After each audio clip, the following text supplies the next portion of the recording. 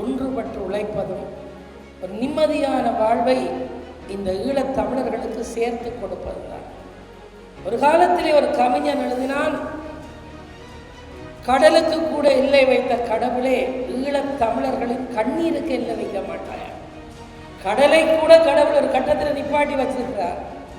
ஆனால் ஈழத் தமிழருடைய கண்ணீரை இன்னும் நிப்பாட்டவில்லை. அது பெருகி கொண்டுதான் வடிவங்களாக, கணவனை இழந்தவர்களாக, பெற்ற பிள்ளைகளை இழந்தவர்களாக, இன்னும் உயிரோடு இருக்கிறார்களா என்று தெரியாதவர்களாக, இந்த பொட்டை அழிப்பதா, இந்த பொட்டை போடலாமா, எங்கேயோ இருந்து என்னுடைய கணவன் வருவார், என் பிள்ளை எங்கேயோ இருக்கிறான் என்று ஏங்கி அழுது கொண்டிருக்கின்ற தாய்மார்களும், வீடுகளிலே படங்களை நிரப்பி வைத்து சகோதரங்களை நினைவு கூறுகின்றவர்களும், விளக்கு ஏற்றி அழுகின்றவர்களும் இன்னும் திசை தெரியாமல் இருக்கின்ற போது இத்தகையவர்கள் இந்த மண்ணினுடைய விடிவுக்காக அர்ப்பணித்தவர்களை ஆவணப்படுத்தி இருப்பது ஒரு அரிய முயற்சி. 1977 யாழ்ப்பாணத்திலே தேர்தல் கூட்டத்திலே கம்பீரமான குரலிலே மூச்சு விடாமல் பேசக்கூடிய ஒரு பேச்சாளனாக இருந்தவர் மாவை சேனாதிராஜா. அவர் வந்தால் ஒலிபெருக்கிக்கூடிய இந்த மைக் மாற்றம் செய்ய வேண்டும். அவர் 6 அடி உயரத்துக்கு மைக்கே கிடையாது. அவருக்கு ஒலிபெருக்கியை நின்றால் அவர் பிறகு சரிந்து நின்று பேசுவார்.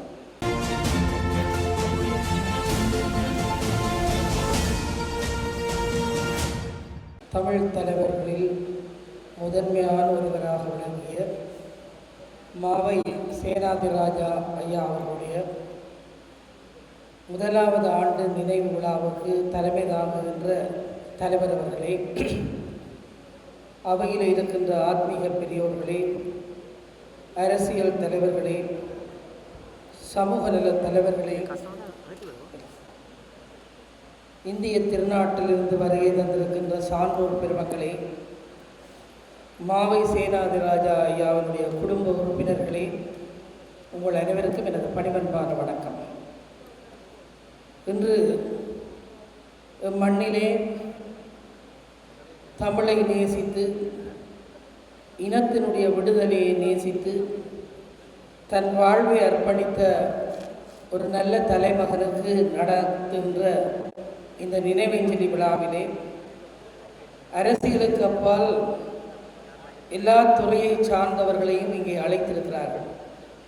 அந்த வகையிலே ஆத்மீகத்துறையை சார்ந்த என்னை இந்த விழாவுக்கு அழைத்து அவருடைய நினைவு மலரை வெளியிடுமாறு திரு தங்கராஜா அவர்கள் என்னை வேண்டினார்கள். திரு மாவை சேனாதிராஜா அவர்களை நினைவு கூறுகின்ற இந்த நிகழ்ச்சியிலே எனக்கு ஒரு பொறுப்பு தந்திருக்கிறார்கள். ஈழ அண்ணல் மாவை சேனாதிராஜா என்கின்ற தலைப்பிலே பேராசிரியர் பான்ஸ் ராமலிங்கம் அவர்கள் புதுவை மண்ணிலே இருந்து வந்திருக்கின்ற அந்த பேராசிரியர் 403 பக்கத்திலே எழுதியிருக்கின்ற இந்த நூலை வெளியிடுமாறு. இந்த நூலிலே இருக்கின்ற எல்லா விடயத்தையும் நான் பேசப்போவதில்லை. யாழ்ப்பாணம் இந்து கல்லூரியிலே நான் மாணவனாக இருக்கின்ற போது சிறையிலே இருந்து விடுதலை செய்யப்பட்டவர்கள் காங்கேசன்துறை பெருந்தெரு வழியாக வருகிறார்கள். அவர்களை வரவேற்பதற்காக மாணவர்கள் எல்லாம் தெருவிலே கூடினோம். அப்படி கூடி ஒரு மாணவனாக நானும் நின்றேன்.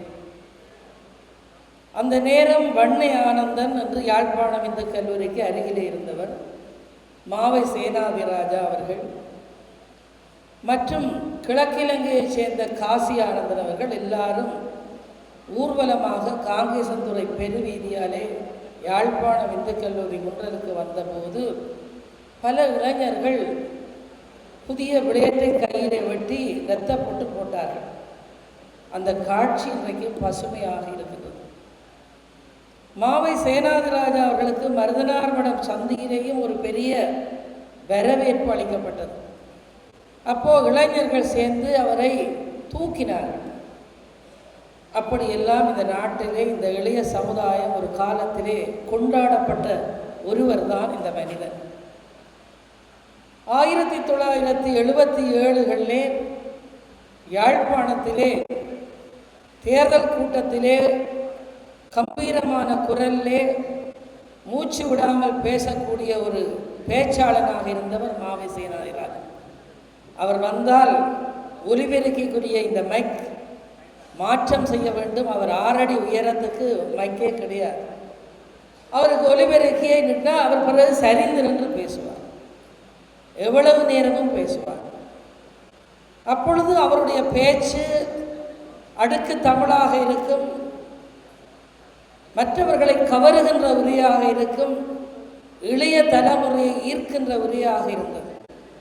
அதனாலே தான் இளைஞர் பேரவை என்ற ஒரு அமைப்பை உருவானது.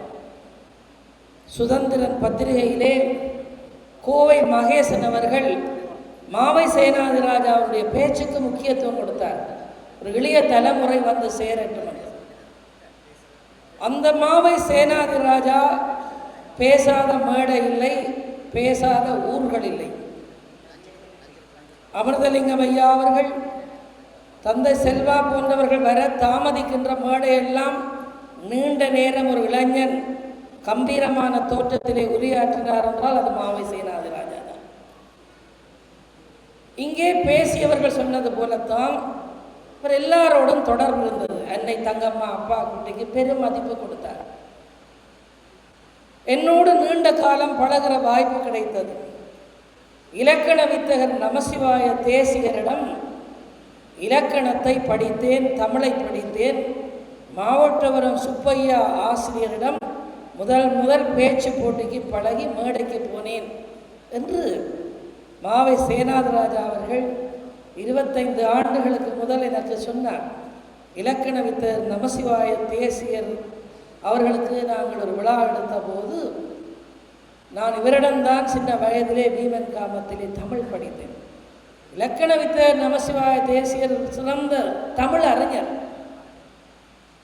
சுப்பையா ஆசிரியர் தான் என்னை பேச்சு போட்டுக்கு அனுப்பினார். நான் இன்றைக்கு ஒரு பேச்சாளராக இன்றைக்கு இருக்கிறேன். அந்த மாவை சேனாதிராஜா அவர்களுடைய அரசியல் வாழ்வு என்பது நீங்கள் எல்லோரும் அறிந்தது. எதற்காக பாடுபட்டார்களோ அந்த பாதை இன்னும் இடையிலே தான் நிற்கின்றது. நாங்கள் இப்பொழுதெல்லாம் அஞ்சலி கூட்டங்கள் தான் நடாத்தி கொண்டிருக்கின்றோம். எதிர்காலம் என்ன என்று எங்களுக்கு இன்னும் தெரியவில்லை. ஒரு தமிழ் தலைவனுடைய சரித்திரத்தை இந்திய திருநாட்டில் இருக்கின்ற புதுவை பேராசிரியர் பாஞ்ச் ராமலிங்கம் அவர்கள் நன்றாக தொகுத்திருக்கிறார். எங்கே பிறந்தார், எங்கே படித்தார், வீமங்காவம் மகா வித்தியாலயத்திலிருந்து நடேஸ்வரா கல்லூரி, நடேஸ்வரா கல்லூரியினுடைய உதைப்பந்தாட்ட வீரன், காங்கேசந்துறை விளையாட்டுக் கழக வீரன், காங்கேசந்துறையிலே கைப்பந்தாட்ட வீரனாக ஒரு விளையாட்டு வீரனாக இருந்த மாவை சேனாதிராஜா அவருடைய அந்த உயர்ந்த தோற்றத்தை கண்டு விளையாட்டு மைதானத்தில் விலகி போகிற அந்த வரலாறு தொடக்கம் இறுதி வரை பாஞ்ச் ராமலிங்கம் அவர்கள் மிக கச்சிதமாக தொகுத்திருக்கிறார். ஒரு அரிய நூல். இந்த நூலில் மாவை சேனாதிராஜாவுடைய வரலாறு மட்டுமல்ல, ஈழத் தமிழர்களுக்கும் இந்தியாவுக்கும் இடையிலே நடைபெற்ற பேச்சுவார்த்தைகள், ஒவ்வொரு பிரதமரை சந்தித்த சந்திப்புகள், திம்பு பேச்சுவார்த்தை, இலங்கை இந்திய ஒப்பந்த காலம், அதற்கு பின்னாலே ஏற்பட்ட முரண்பாடுகள், இந்தியாவிலே வாழ்ந்த நாட்கள், இன்றைய சூழ்நிலையிலே இன்றைய பிரதமர் வரை இந்த போராட்டம் தொடர்பாக இருக்கின்ற குறிப்புகளை ஐயா ராமலிங்கம் அவர்கள் தொகுத்திருக்கிறார்.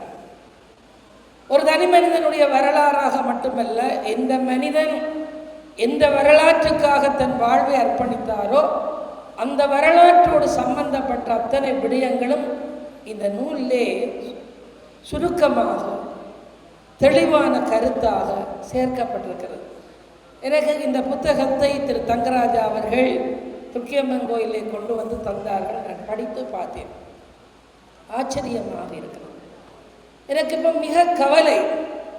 சென்ற ஆண்டு அமிர்தலிங்கம் ஐயாவுக்கு சிலை வைத்தார்கள், இப்பொழுது மாவை சேனாதிராஜா ஐயாவுக்கு சிலை வைக்கிறார்கள். இப்பொழுது எங்களுக்கு அஞ்சலி கூட்டமும் சிலை திறப்புமாக இருக்கின்றது.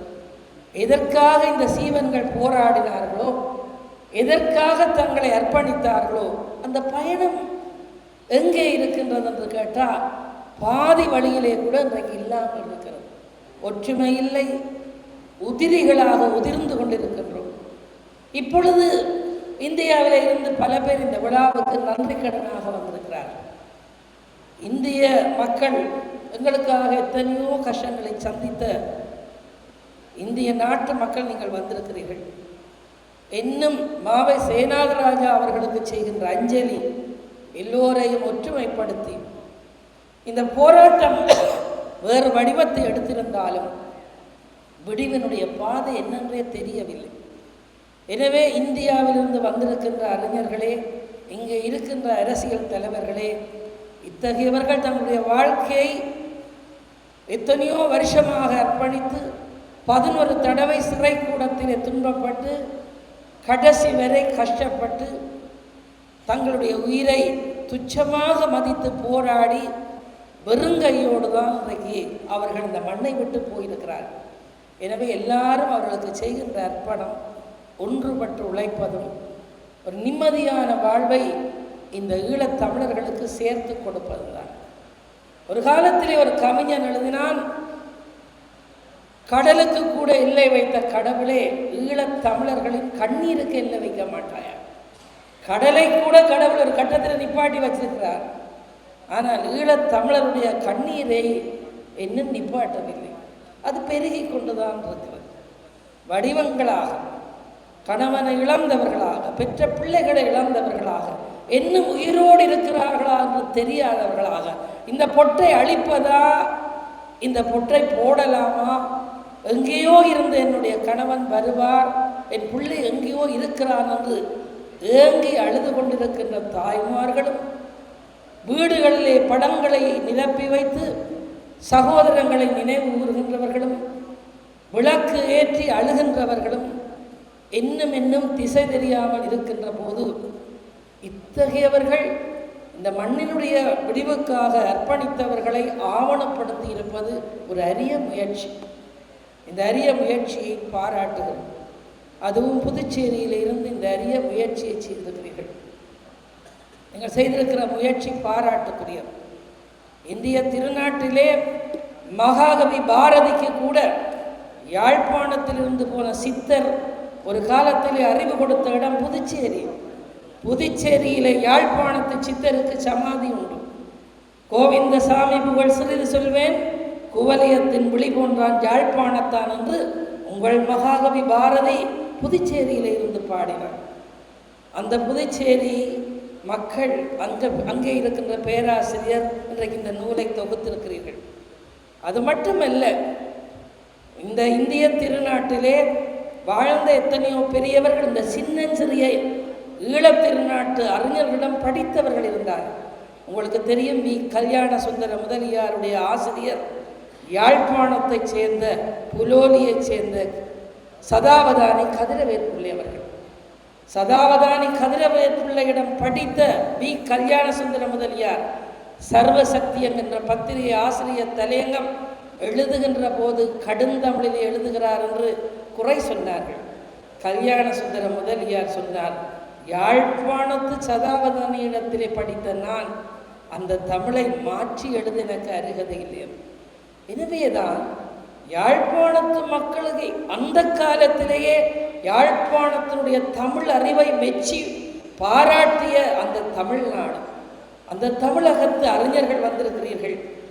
மாபெரும் தலைவர்களில் ஒருவராக விளங்கிய மாவை சேனாதிராயாவை மதித்து நீங்கள் எல்லாம் இந்த விழாவுக்கு வந்திருக்கிறீர்கள்.